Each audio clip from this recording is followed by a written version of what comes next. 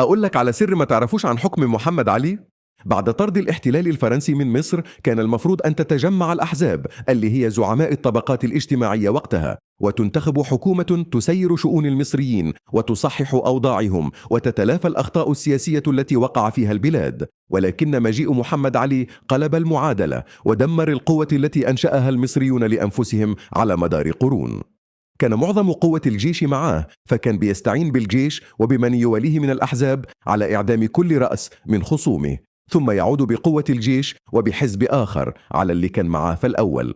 وبعد ما خلص على كل الأحزاب القوية اتجه للعائلات الكبيرة وابتدى يتخلص منهم بحبسهم أو إعدامهم.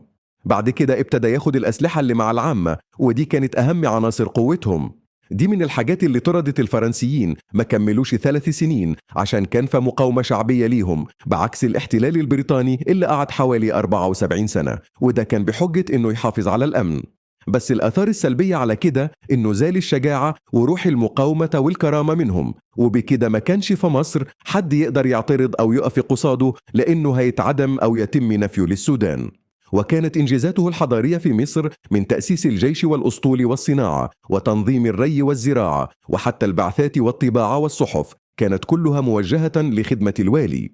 محمد علي اعتمد بشكل كبير على الخبراء الأجانب في تنفيذ إصلاحاته.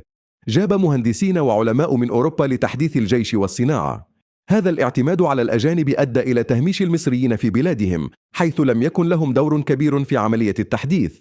حكم محمد علي أدى إلى تغييرات كبيرة في المجتمع المصري. قام بإدخال إصلاحات زراعية وصناعية، ولكن هذه الإصلاحات كانت غالبا لصالح الدولة وليس للفلاحين. تسببت سياساته في تدمير العديد من القيم والعادات التقليدية، مما أثر سلبا على النسيج الاجتماعي للمجتمع المصري.